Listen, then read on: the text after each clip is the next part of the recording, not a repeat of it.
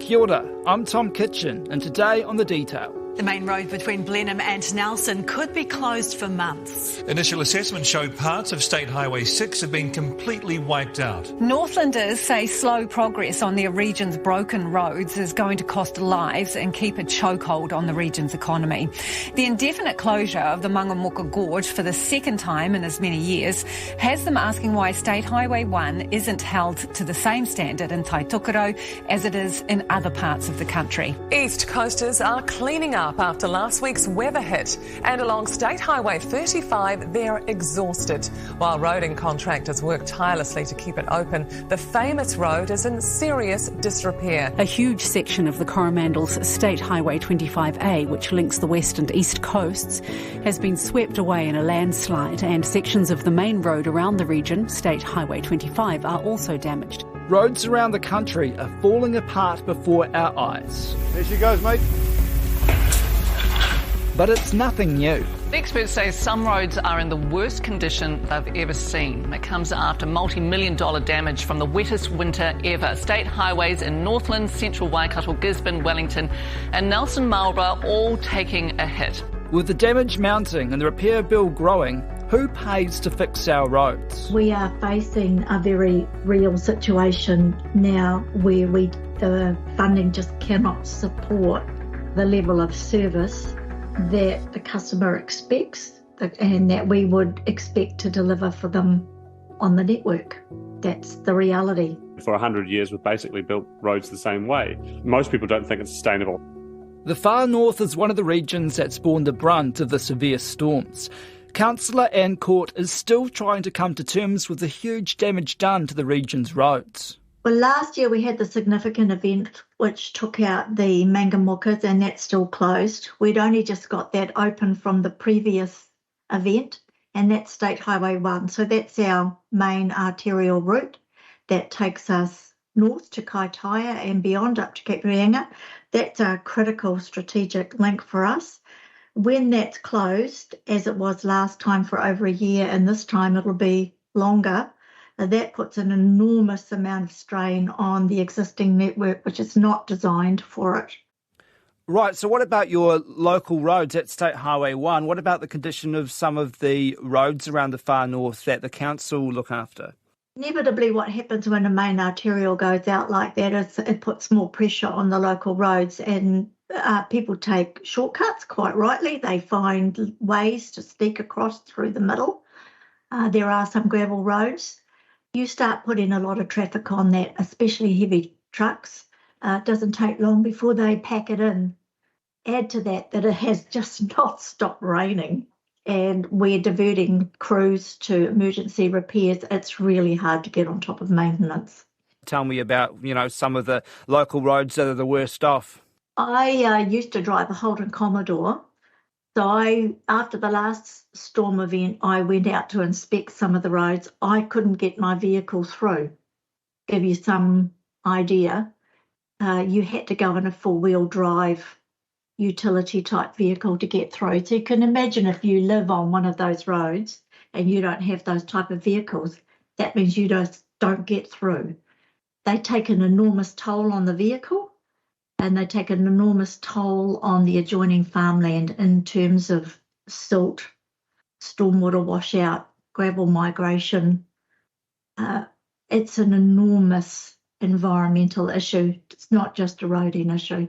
So why can't you get through? What kind of condition is the road in which means you can't get through? Can you describe that for me? If you can imagine the kind of rainfall that Auckland's just had, we get regular tropical storms as the weather changes up here in Northland. We have elastic soils, which means that they can be extremely tight and compact when it's dry, and they expand when it's wet. And we have very challenging terrain, which is very hilly. So we get that kind of weather bombs hitting us regularly. It brings monsoon deluges that overwhelms the water systems, and that ends up using the carriageway as the water system to convey the water, and that causes great big washouts and ruts in the road. There's no easy fix to that. You've been a councillor for 24 years. Have you ever seen it this bad? No. What's made it worse? I think it's a number of things. The funding is becoming extremely constrained. We're not getting the level of funding that we need out of the National Land Transport Fund. The network is experiencing a different kind of use. We're the fastest growing region in New Zealand. That's been consistent through the Bill reports for the last 3 quarters. So we're putting more traffic on the road. Our proximity to Auckland means we get a lot of tourism up here, so that's putting more traffic on the road. We're getting a lot of heavy freight. We're getting a lot more industry up here. Avocados are one example, but there are others. And all of that freight and logistics is moved by road. So we're asking our roads to do an awful lot more with less funding in a challenging environment that is increasingly difficult to manage. Yeah, and as the climate changes, I guess we're seeing this more and more often, and we might see it more and more often. Oh, we have to plan for this.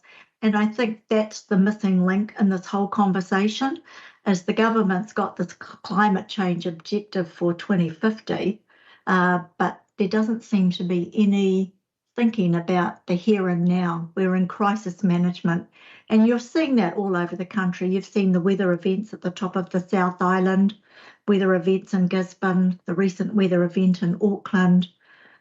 We just constantly rinse, repeat.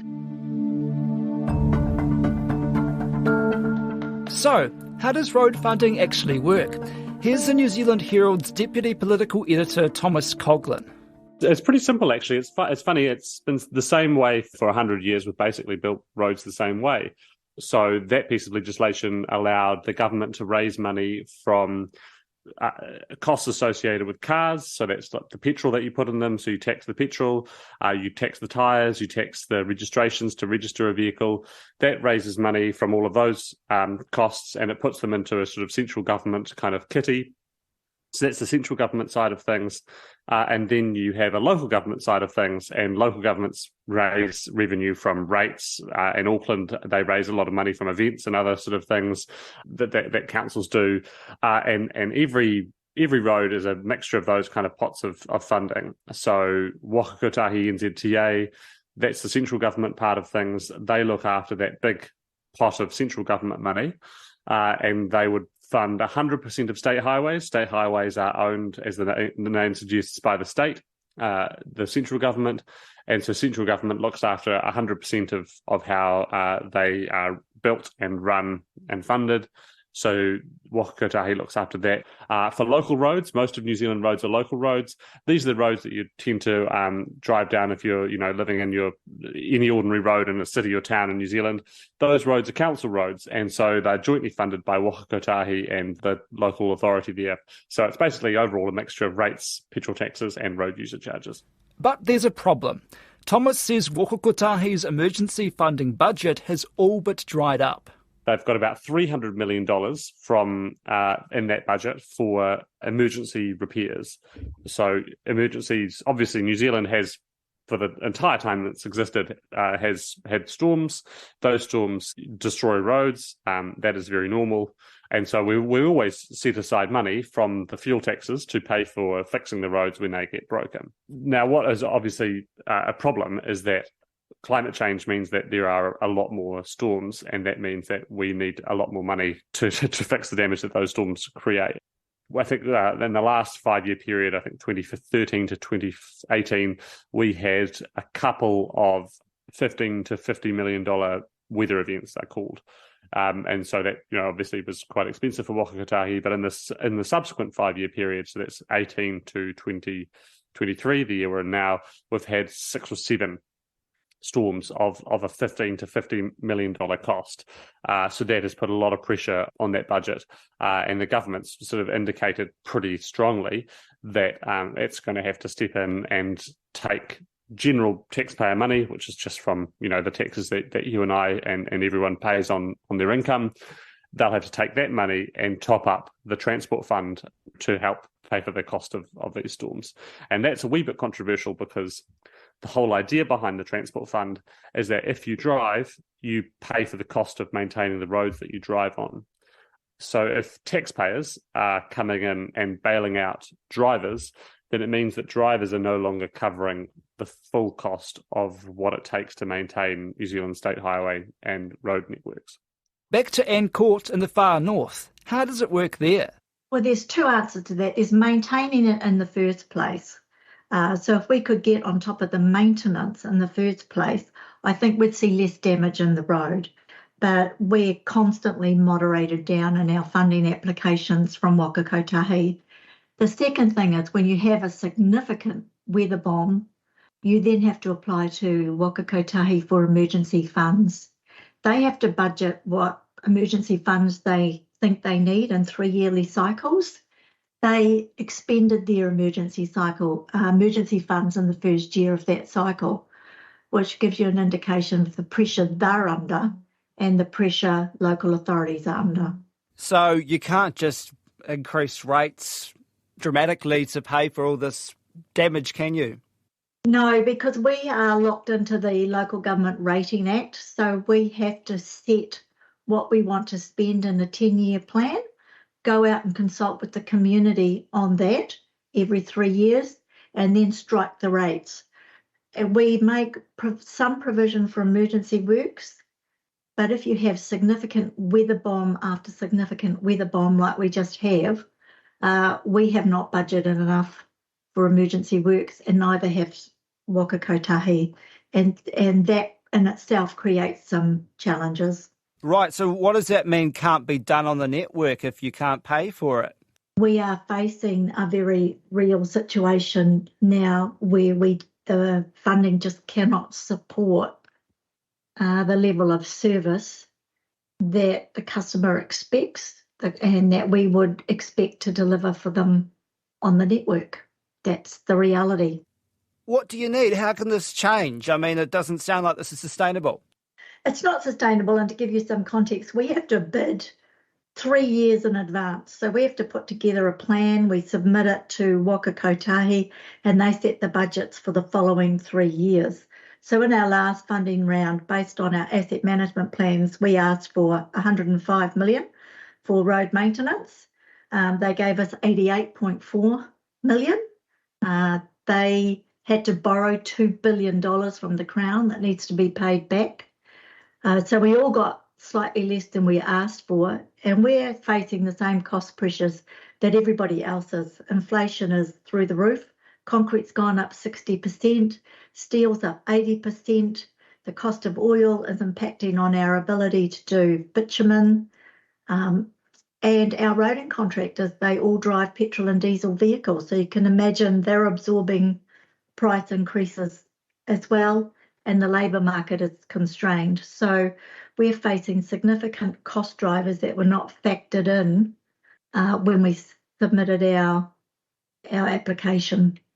And when do you get to review this? When do you get to put in your next application? We're starting that process now, but we're waiting for the government to release its policy statement on what they will support moving forward. And that's a pretty grim picture for us. What do you mean it's a pretty grim picture? What does the government want to focus on? The government is really clear that they want to focus on further reducing carbon emissions by moving people out of their private vehicles into public transport, walking and cycling. They want to invest in coastal shipping and Kiwi Rail, and they've been very clear that those projects will get priority for funding. What does that mean for a place like the far north? In the far north, we don't benefit from public transport. We don't have much in the way of walking and cycling.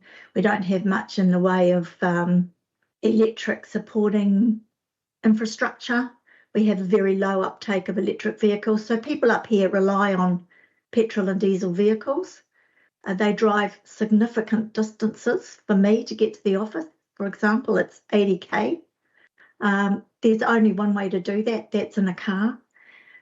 So unless the government has an earnest and sincere conversation around splitting the fund out so that the rural and provincial sector gets what they need, or the metros get what they need, which are different, quite different, I think we're in for more of the same heartache.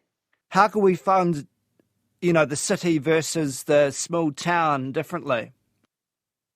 Well, you think, Tom, when you live in Auckland and you just use public transport, you don't own a car, but you use all the infrastructure, but you don't contribute to that. If you walk or cycle, you use all the infrastructure, but you don't contribute to that. So we need to find a way that is fair and equitable so that people who use the infrastructure pay their way.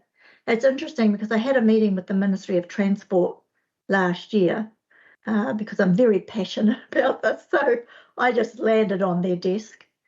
They tell me that there is going to be a review of the land transport revenue system. The Minister has ordered this, but their initial thoughts were it could take 3 years to develop the scope, 3 years to consult, and 3 years to implement. That's 9 years from now.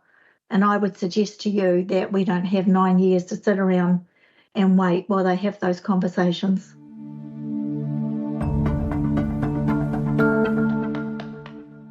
So obviously 2023, huge storms. I mean, this was the same in 2022, same in 2021, same over so many years. So do you think the way that we are funding roads now and paying for them is sustainable? No, and actually, it's most people don't think it's sustainable. So like I said, it's 100 years of funding roads this way this year. And Waka Kotahi at the moment is doing some work behind the scenes on looking at a new way of funding roads, because the way that we fund roads at the moment is from people driving. And the way to get more money to fix the roads is for people to drive more. And obviously, at the moment, basically everyone is thinking about driving less and reducing the amount of driving that we do. And that means that the roads that we use will kind of have their funding siphoned off. And we can't really have that. It's also interesting to note that the money that we get for roads from petrol taxes and road user charges, it also funds part of the public transport subsidies as well. And so there's a tension there because the more money that gets put into public transport, which we need to take people off the roads and to decarbonise, well, that puts more pressure on the funding that comes from people driving more. And so you can't at the same time be incentivising people to drive more, to raise more money from more driving, whilst also putting that money towards public transport, which is encouraging people to drive less and to use public transport more. That you've kind of got to pick one. So it is unsustainable. It's also getting more expensive. Construction costs are very expensive, and climate change means we need to repair potholes a lot more than we used to. So at the moment, the government is looking at different ways of funding roads, and we might move towards a system of sort of GPS kind of funding. So you'll have a tracker in your car, and it will measure, how much driving you do, and it would charge you accordingly per kilometre, which is basically the idea behind petrol taxes, because obviously the more petrol you use, the more driving you're doing, and therefore the more pressure you're putting on the roads, and therefore you should pay a higher amount of tax because you're using the roads more. The other idea is kind of like a road user charge for everyone. And our road user charge, because most of us don't use them, that basically charges you for the amount of driving that you're doing, and the amount of charge that you pay depends on the size of your vehicle. So if you're driving a massive truck, you'll pay quite a lot of money in road user charges, and that's because your truck is doing a lot of damage to the roads, and so you should be paying more for those roads than someone driving a tiny little diesel car.